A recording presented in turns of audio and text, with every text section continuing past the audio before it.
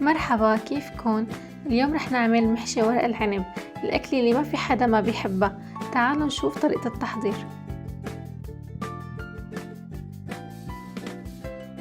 عندي هون مي مغلية بنزل فيها ورق العنب، أنا مفرزته من قبل لمدة 5 دقايق بس يتغير لونه ويصير قطرة حتى ينلف معنا بسهولة.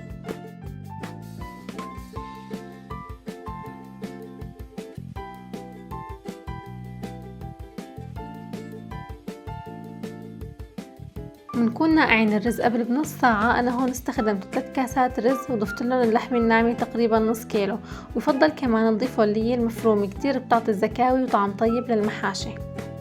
نضيف كمان 3 معالق كبار من الزبدة مع شوي من الزيت النباتي. أنا هون دوبتهم مع بعض وضفتهم، الزيت بيعطي لمعة كتير حلوة للرز. توم مهروس الكمية حسب الرغبة، ورشة ملح ما كترت لأن دق التوم مع الملح. نعناع يابس وبحب كتر منه شوي بيعطي طعم كتير طيب، ومعلقة صغيرة من الفلفل الأسود. وبنخلط المكونات مع بعضها منيح. هيك بدي تكون الحشوة متماسكة حتى يصير لف الورق أسهل.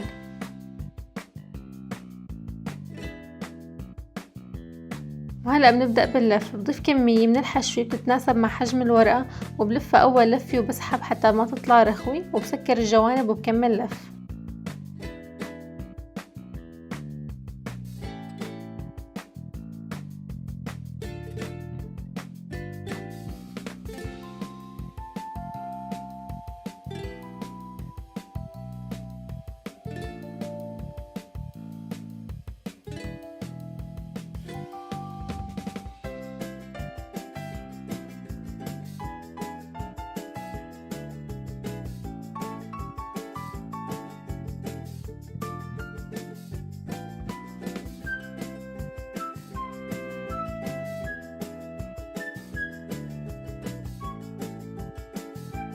ولما نخلص بنصف ورق العنب بهالشكل، فيكن تضيفوا تحتن شرائح لية أو لحم بعضهم.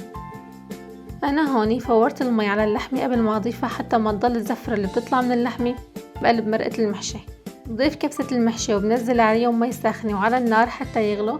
بهدي الغاز عليهم على أوطى عيار وبتركن ليستووا على مهلهم.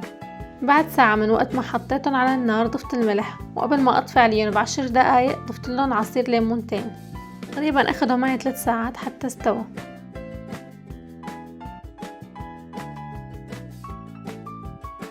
شوفوا ما شاء الله، ولا حبة رز برا ودايبين من كتر الاستواء، وطعمهم ولا أطيب.